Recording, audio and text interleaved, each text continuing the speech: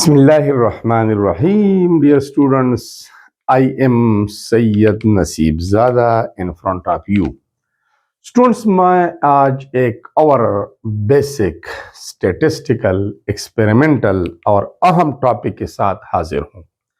Students, topic का नाम है क्वांटिफाइंग अनसर्टेनिटी और uncertainty quantification UQ, uncertainty quantification.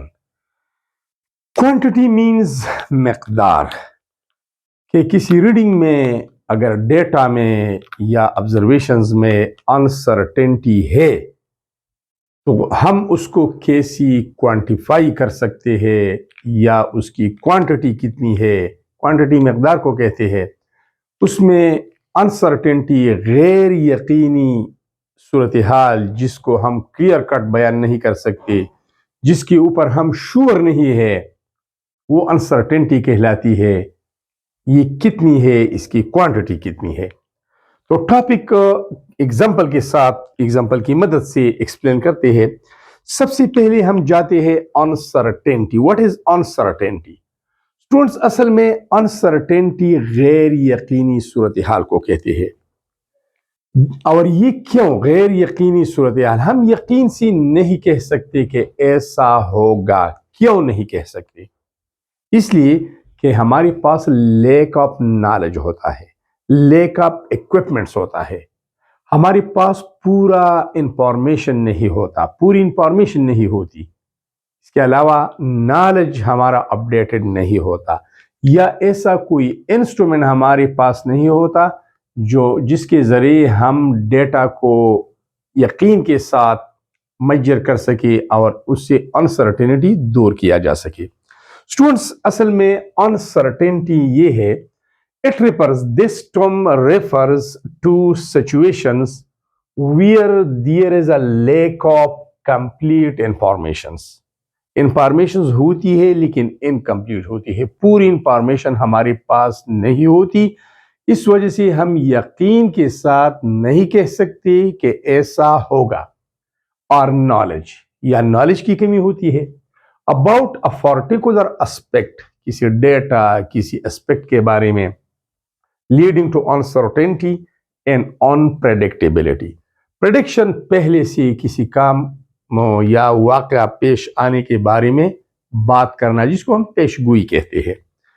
तो इनकम्प्लीट नॉलेज, इनकम्प्लीट इंफॉर्मेशन की वजह से अनसर्टेनिटी आती है, गैर यकीनी सूरत हाल पैदा होती है। मैं आपके सामने चंद मिसालें पेश करता हूं। अगर वर्ल्ड कप आ रहा है, 1 महीने बाद है, 2 महीने बाद है, आइंदा साल है, और हमारा क्वेश्चन ये है, क्या पाकिस्तान वर्ल्ड कप जीतेगा? तो हम यकीन से नहीं कह सकते कि जीतेगा या नहीं। इसके अलावा क्या तीसरा जंग अजीम होगा? 2 तो हो चुके हैं, तीसरा होगा। तो lack of information, lack of knowledge की वजह से हम यकीन से नहीं कह सकते। क्या आज बारिश होगी? यकीन से हम नहीं कह सकते। तो हर एक मामले में कुछ न कुछ गैर यकीनी सूरत हाल होती है। हमारे पास इनकम्प्लीट इंफॉर्मेशन, इनकम्प्लीट नॉलेज होती है। इसी वजह से हम पूरी यकीन के साथ, वसूख के साथ नहीं कह सकते। स्टूडेंट, चलते हैं एग्जाम्पल की तरफ ताकि बात आसानी से समझ में आ सके। अब ये हमारे पास एक रॉड है या एक लाइन है, एक ऑब्जेक्ट है ये वाला। इसकी लंबाई हमने मेजर करनी है, या ये वाला मार्कर है, इसकी लंबाई हमने मेजर करनी है। ये हमारे साथ एक स्केल है, एक रूलर है, पैमाना है। यहां पर ये इसका सिरा यहां तक आता है, तो ये रीडिंग हमारे पास यहां आता है। अब यहां पर रीडिंग है, 0 से स्टार्ट है, ये 1 है, ये 2 है, ये 3 है और ये 4 है। यहां पर जब ये 0 है तो ये 1 हो गया, सॉरी, यहाँ 1 तो आ गया। तो यहाँ पर ये 1.1 है, 1.2 है, 1.3 है, 1.4 है, और ये वाला हिस्सा 1.5 आता है, 1.5। फिर 1.6 है, 1.7 है, 1.8 है, 1.9 है और ये 2, ये वाला हिस्सा। तो इस तरह इस पर डिवीजन मौजूद है। यहाँ पर आप देखिए 3 तो आपके पास बिल्कुल सर्टन है, अब यकीन से कह सकते हैं कि ये रीडिंग 3 सेंटीमीटर है, नैनोमीटर है, जो भी स्केल आप यूज करते हैं उसके मुताबिक। 3.1 भी श्योर है, 2, 3, 4 और ये 3.5 है। तो यहां पर 3.5 आपका सर्टन रीडिंग हो गया। अब यहां से थोड़ा ये आगे है, तो एक और बढ़ा दीजिए, तो 3.6 3.51 आ गया, 3.51 आ गया। इस तरह ये जाती है। तो आपने ये रीडिंग लेनी है, ये 3.6 करना है, 3.6 और ये भी 3 करना है, ये और ये भी 3 करना है। ठीक है, आगे चेंज करती जाइए, ये वाला 3 होगा, 3 पॉइंट। अब मैं चेंज करूंगा, तो 3.6 आपके साथ बिल्कुल श्योर है कि ये 3.6 है। यहां देखिए ना, जूम करके देखिए, ये 3.5 है और ये थोड़ा इससे आगे है, तो 3.6 तो श्योर है। लेकिन इसके बाद वाला डिजिट अनसर्टन हो जाता है कि इसके बाद वाला क्या है। 3.61 है, 3.62 है, थोड़ा सा कंफ्यूजन रह जाता है। लाइन थोड़ा आगे है, थोड़ा पीछे है, हम सर्टन नहीं है। तो आपके पास रीडिंग ऑन द स्केल आ रहा है 3.61, but the last digit is uncertain. 3.6 तक आप बिल्कुल श्योर है, ये 3 है, ये फिर 3.5 हो गया और ये एक और बढ़ा दीजिए तो 3.6 है। यहां तक आप श्योर है, लेकिन इस लास्ट डिजिट में अनसर्टिनिटी आ रही है कि ये 6 से थोड़ा आगे है, 1 है या ज्यादा आगे है, 2 है, तो ये अनसर्टन डिजिट आ गया। अब इसको हम क्वांटिफाइंग करते हैं, इसकी मकदार मालूम करते हैं कि अनसर्टिनिटी कितनी है। लास्ट डिजिट इज अनसर्टन, ये गैर यकीनी है, हम यकीन से नहीं कह सकते। तो हम रीडिंग कैसी लिखते हैं कि 3.61 प्लस माइनस 0.01 सेंटीमीटर।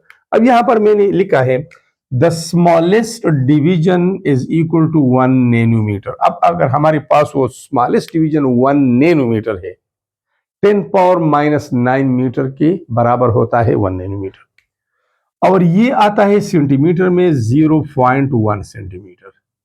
तो अनसर्टिनिटी इस तरह मैंने लिखा है, स्मॉलेस्ट डिवीजन हमारे पास ये 0.1 आ गया, डिवाइडेड बाय 10।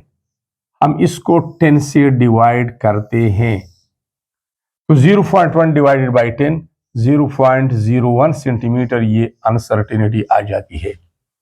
तो यहां पर मैं ऐड करता हूं जो अनसर्टिनिटी है 0.01 सेंटीमीटर।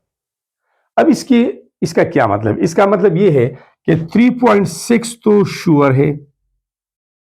अब इसके साथ या आपने प्लस करना है 0.01, तो यहां 1 है तो यहां पर 2 आ जाएगा, ये बनेगा, या आपने माइनस करना है ये वैल्यू, जब माइनस होगा तो 1 0 में चेंज होगा।